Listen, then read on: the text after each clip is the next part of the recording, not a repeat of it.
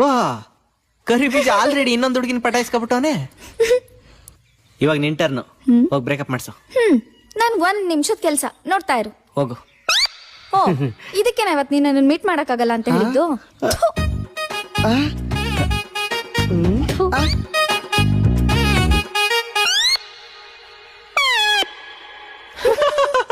ಅಕ್ಕ ಅಣ್ಣ, ನಾನ್ ಎಷ್ಟ್ ಕಷ್ಟಪಟ್ಟು ಬೆಳೆಸ್ಕೊಂಡಿದ್ದೆ.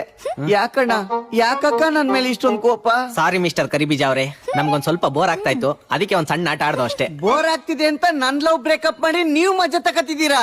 ಯಾರ್ ನೀವಿಬ್ರು? ಲವರ್ಸು.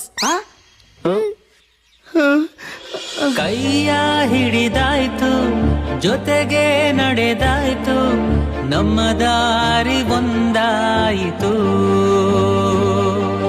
ಗುಡಿಯ ಕಟ್ಟಾಯ್ತು, ವರವ ಕೊಟ್ಟಾಯ್ತು, ನಮ್ಮ ಕನಸು ನನಸಾಯಿತು. ಲೋ ಮಗ, ಏನು ಹೇಳ್ತಿದ್ಯಾ?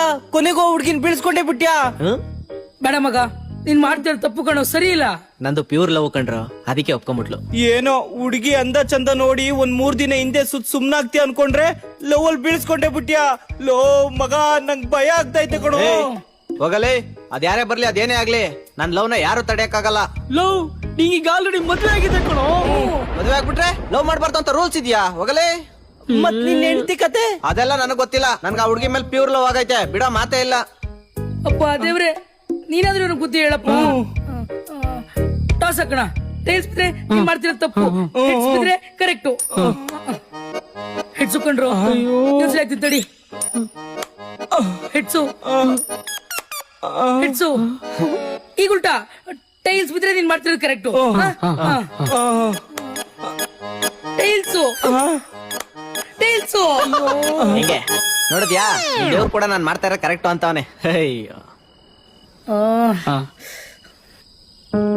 ಒಂದ್ ಮಾತು ಹೇಳ್ತೀನಿ, ಎಲ್ರು ಕಿವಿ ಕೊಟ್ಟು ಕೇಳಿಸ್ಕೊಳ್ರಿ.